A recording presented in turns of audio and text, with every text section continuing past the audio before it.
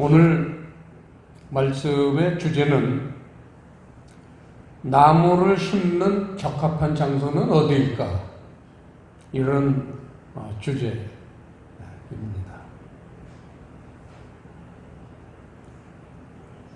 오늘 말씀의 주제는 이 나무 얘기입니다. 그런데 성경은 이 나무 재배법을 말하는 게 아닌 건 아시겠죠? 성경을 우리가 읽을 때에는 그 감추인 하늘의 뜻, 그게 만나죠. 그것을 아는 게 매우 중요하다 할 수 있습니다. 이 비밀은 그리스도께서 가르쳐 주시기 때문에 이 그리스도의 이 가르침을 말씀을 통해서 우리는 받아야 합니다. 그걸 그리스도의 계시다, 이렇게 이제 좀 더 깊이 있는 말씀은 그렇게 얘기하고 있습니다. 갈라디아서 1장 말씀을 보시겠습니다. 갈라디아서 1장 11절 12절 말씀을 한번 보겠습니다. 형제들아, 내가 너희에게 알게 하노니 내가 전한 복음이 사람의 뜻을 따라 된 것이 아니라 이는 내가 사람에게서 받은 것도 아니요 배운 것도 아니요 오직 예수 그리스도의 계시로 말미암은 것이라. 성경 말씀은 예수 그리스도의 계시의 말씀을 기록을 해놓은 책입니다. 그런데 문자적으로는 그 계시가 보이질 않아요. 계시라는 건 여러분 알다시피 눈에 보이지 않는, 귀에 들리지 않는 그러한 말씀입니다. 그래서 이 말씀을 우리가 깊이 묵상하면서 성령님의 도우심을 받아서 주님의 그러한 음성이 들려올 때 이 말씀의 뜻이 깨달아지는 거죠. 자, 본문으로 다시 돌아가면요. 오늘 두 가지 나무 얘기입니다. 첫 번째는 6절에 나오는 사막의 떨기나무, 이런 나무가 있다는 겁니다. 저는 사우디아라비아에 수년간 근무를 한 적이 있었습니다. 해안 도시 담마함에서 근무를 했는데요. 이 사우디아라비아는 우리나라의 8배 이상의 크기, 아주 큰 대륙입니다. 삼면이 바다로, 우리나라처럼 삼면이 바다로 되어 있죠. 그 서쪽에 있는 바다는 홍해라고 하고, 동쪽에는 페르시아만 바다고요. 남쪽에는 인도양이 이렇게 들어와 있는 그런 아주 큰 대륙이죠. 근데 이 사우디아라비아는 땅덩이만 크지 대부분은 사막입니다. 그래서 저는 휴일이면은 이 찝차를 몰고 이 사막에 바람을 쐬러 나가서 몇 시간 동안 이렇게 지내다가 오고 그랬습니다. 근데 이 사막에 나가면요, 나무가 하나도 없어요. 문자 그대로 사막입니다. 그런데 이렇게 좀 지대가 움푹 꺼진 데가 있어요. 그러니까 옛날에 개울이었을 것 같은 마른 개천, 지난주에 말씀드렸던 기드론 골짜기도 똑같은 거죠. 골짜기인데 지금은 비가 하나도 물이 안 흐르고 마른 개울입니다. 기드론 골짜기. 그것처럼 이 사우디의 이 사막에도 이 마른 개천이 있습니다. 그걸 그 사람들은 와디라고 부르죠. 이 와디에 가까이 가면요, 다른 곳보다 지대가 낮기 때문에 그래도 1년에 어쩌다 한두 번 비가 온 그 물기가 전부 글로 고여요. 지대가 낮으니까. 그래가지고 그게 땅속으로 스며들어서 그 와디 지역은 뽀송뽀송하지 않고 습기가 차 있습니다. 그래서 이끼나 잔디나 풀 같은 게 이렇게 좀 푸르게 군데군데 나 있고, 그리고는 나무가 많이는 아니지만 나무가 서 있습니다. 근데 그 나무를 가까이 가서 보면요, 이파리가 없어요. 근데 어떻게 나무가 자라냐? 가시만 잔뜩 돋쳐 있습니다. 이 가시가 나무 역할을 하는 거예요. 그래서 오늘 그 성경에 나오는 사막의 떨기나무라는 건 이 가시 떨기나무를 얘기하고 있습니다. 자, 성경에서 이 가시 떨기나무 얘기를 왜 할까요? 이거는 우리 영혼이 비를 맞지 않으면 그와 같이 가시떨기나무가 될 수 있다는 그런 경고의 말씀입니다. 우리 영혼에는요, 하늘의 비, 영의 말씀을 받아야지만 이 사막의 떨기나무 같은 신세를 면할 수 있다는 거죠. 이 사막의 떨기나무처럼 산다는 것을 5절 말씀해 보시면요, 나 여호와가 이같이 말하노라. 무릇 사람을 믿으며 혈육으로 그 권력을 삼고 그렇게 사는 사람, 그런 사람을 하나님은 지금 사막의 떨기나무 같다, 그렇게 비유를 하시는 거죠. 그래서 여기서 혈육이라는 단어 칠판에 보시면요, 바사르, 이 혈육이라는 단어는 바사르를 번역한 겁니다. 성경 사전을 보시면요, 살, 고기, 육실, 육체, 이런 의미입니다.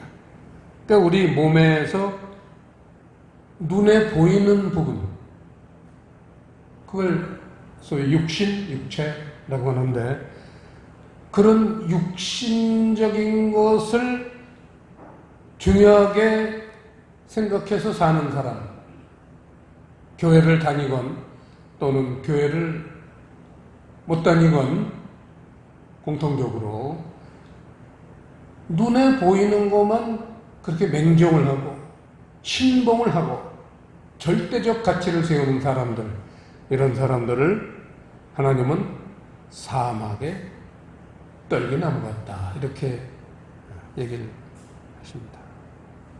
그래서 그런 식으로 살면요, 이 육신적인데 추구하고 살면은 그 5절 뒷부분 문장, 마음이 여호와에게서 떠나가게 되어 있기 때문에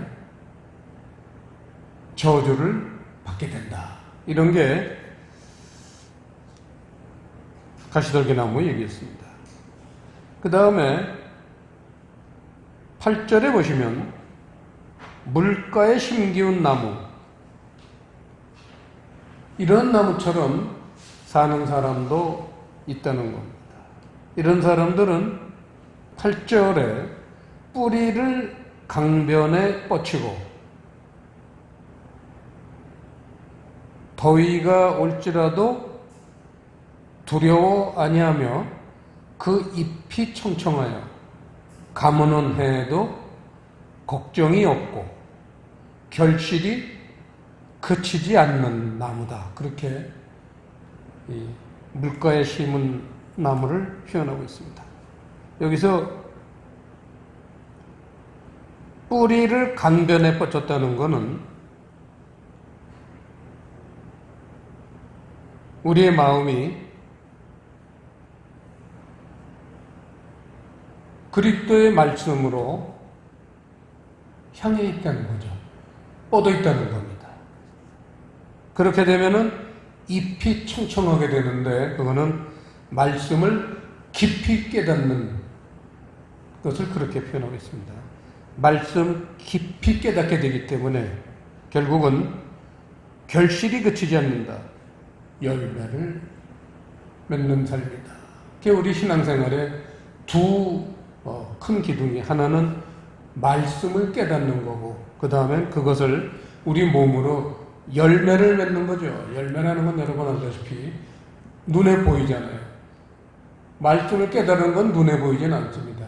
우리 영혼에 영향을 받아서 깊이 차곡차곡 그 깨달음을 쌓아놓으면요, 그게 영양분이 되어서 동력이 되어서 내 몸이 열매를 맺는 삶이 돼요.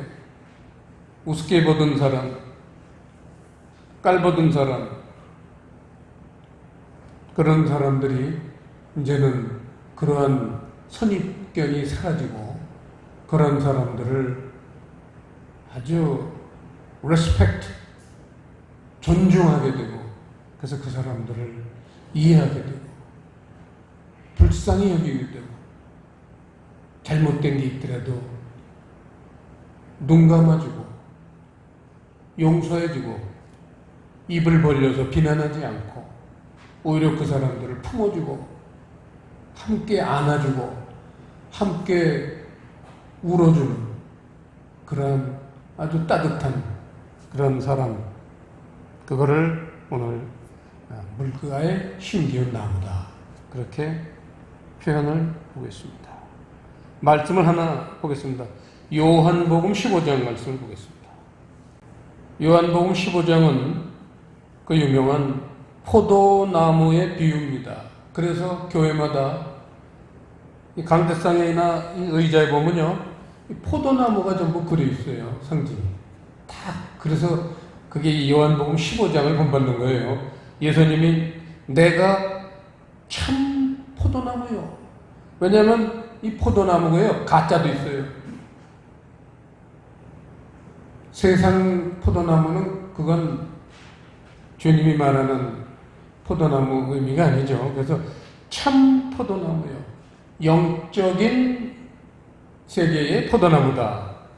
그걸 예수님은 내가 참 포도나무다. 참이라는 단어가 들어가면요, 영적인 그러한 뜻을 강조할 때 내가 진실로 진실로 너희에게 말하노니, 이런 식으로 참이나 진실로 이런 단어를 하나님이 쓰실 때는요, 그게 영적으로 라는 의미를 얼른 너희가 캐치해라, 그런 메시지입니다. 그래서 영적인 포도나무라는 겁니다. 그러면서 4절에 보시면요, 내 안에 거하라, 나도 너희 안에 거하리라, 이거예요. 우리가 교회 다니고 예수님을 믿으면 하나님이 항상 나한테 오신다, 이건 착각이에요. 내 안에 거하라, 나에게 가까이 하는 자에게 내가 가까이 하지, 마음은 나에게서 멀고 딴짓하면서 교회 다니까 하나님이 늘 나와 함께 하신다, 아주 입에 달고 살아, 그런 사람들 보면. 그건 아니에요. 내 안에 거하라, 그래야 나도 너희 안에 거한다, 이거예요. 그래서 5절에 나는 포도나무여 너희는 가지니 저가 내 안에 내가 저 안에 있으면 이 사람은 과실을 많이 맺나니 나를 떠나서는 너희가 아무것도 할 수 없습니다. 7절 말씀, 요절입니다. 너희가 내 안에 거하고 내 말이 너희 안에 거하면, 주님이 내 안에 거하라 라고 그렇게 늘 그렇게 외치시는 그 말씀의 의중이 너희가 내 안에 거하면 내 말이 너희 안에 거할 수 있다는 거예요. 그래서 내 말이 너희 안에 거할 때 무엇이든지 원하는 대로 구하라. 그리하면 이루리라. 이루리라라는 것은 열매를 맺으리라. 그 얘기죠. 그래서 여기 너희가 내 안에 거하면 내 말이 너희가 내 안에 거하고 내 말이 너희 안에 거하면 그랬잖아요. 내 말이의 말 칠판에 그 말이라는 단어가 로고스가 아니라 흐레마예요. 영의 말씀, 진리의 말씀이에요. 그러니까 그냥 성경 말씀이 우리 마음에 들어온다고 무슨 일이 일어나는 게 아니에요. 성경 말씀이 깊이 깨달아져서 그리스도의 계시로 깨달음이 와서 그런 깨달은 말씀이 내 마음에 자리를 잡고 그렇게 되면은 정말 하나님이 원하시는 그런 열매를 맺는 사람이 된다. 이게 주님의 가르침입니다. 그러면서 8절 시작. 너희가 과실을 많이 맺으면 내 아버지께서 영광을 받으실 것이요 너희가 내 제자가 되리라. 교회에서 제자반 나왔다고 제자 되는 거 아니에요. 성경 말씀을 잘 우리가 봐야 됩니다. 누가 제자인가? 하나님의 제자라고 할 때 제자지, 교회에서 어떤 제도가, 어떤 절차가, 목사가 제자입니다. 그거는 그냥 참고만 하세요. 맞을 때도 있고 안 맞을 때도 있기 때문에 참고만 하시고, 하나님 말씀은 안 맞을 때가 없어요.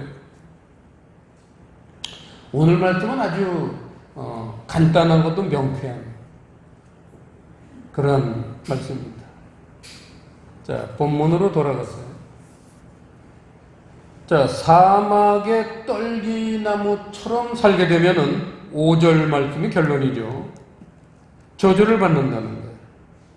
저주를 받는다는 것은 하나님과 멀어지는 게 저주를 받는 거예요.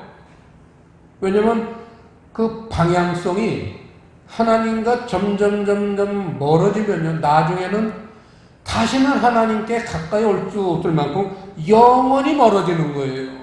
이게 저주예요. 그거를 창세기에서 성경은 나무로 시작합니다. 그래서 나무로 끝나요. 그럴 때는 나무에 대한 이런 비밀들을 모르면요, 하나님 나라를 수박 겉핥기식으로 이해하는 거죠. 창세기에 보면 선악나무, 생명나무 이걸로 시작해요. 근데 사람들은 생명나무를 뻥 차버리고 선악나무를 먹는 걸로 이 세상 삶을 시작했어요. 그러니까 가진 고생 많고 고난이 많고 우여곡절 겪다가 하나님이 은혜를 주셔서 그 선악나무를 뱉어버리고 결국은 계시록 22장 성경의 맨 끝에 인류의 제일 마지막 장면을 보면 생명나무를 다시 먹는 장면으로 끝나요, 성경이. 그래서 나무 얘기로 시작해서 나무 얘기로 끝나는 게 성경입니다. 그러니 나무가 뭔지를 모르면 그건 헛거죠. 아무리 교회를 오래 다녔어도 헛거예요. 선악나무라는 거는 육신적인 깨달음이에요. 제가 늘 강조하잖아요. 육신적인 깨달음. 내가 학교에서 배운 것들, 가정에서 배운 것들, 사회에서 경험한 것들, 이런 모든 것들을 총동원해서 지혜와 명철을 총동원해서 성경 말씀을 깨달으려고 노력하는 사람, 이게 바로 육신적 깨달음이라는 거예요. 하나님 뭐라고 그랬어요? 그런 사람한테 창세기에서 선악 과를 먹으면 뭐라 했어요? 내가 정령 죽으리라. 그러니까 죽는다는 건 하나님과 멀어진다는 거예요. 그게 저주를 받는 거예요. 그런데 이 물가에 심기운 나무처럼 사는 그런 그리스도인들이 있다는 겁니다. 많지는 않아요. 도전해야 됩니다. 몇 사람 안 돼요. 이런 사람들은 7절에 보시면 복을 받는다는 거예요. 복을 받는다는 것은 하나님과 가까워지는 게 복이에요. 하나님과 가까워지고 너무 가까워지다 보면 하나님 안으로 들어가요. 오늘 포도나무처럼 저가 내 안에, 내가 저 안에 일치가 된다 이거예요. 하나가 되는 거예요. 한 몸이 돼요, 하나님하고. 그게 얼마나, 그러니까 하나님이 갖고 있는 복이 다 내게 되는 거죠, 한마디로. 그걸 생명나무라 한다. 하나님의 그 교훈, 가르침이 그냥 내 안에 완전히 그냥 쌓이는 거예요. 그런 사람들은 복을 받는다는 건 영생을 누린다. 왜냐 하나님과 일치가 되니까 하나님의 목숨, 영원히 사는 그런 영생이 내게 되는 거예요. 아무나 영생 얻는 게 아니에요. 영원한 우리 인류의 과제가 있습니다. 우리는 나무예요. 사람은 나무예요. 어디다 심고 사시겠습니까? 이게 인류의 숙제입니다. 기도하시겠습니다. 아버지 하나님, 오늘 두 나무에 대해서 가르쳐 주셨더니 감사드립니다. 오늘 말씀대로 우리가 좋은 곳에 심기운 나무, 물가에 심기운 나무들이 모두 될 수 있도록 성령님 인도해 주시옵소서. 감사를 드리오며 예수님 이름으로 기도드리옵나이다.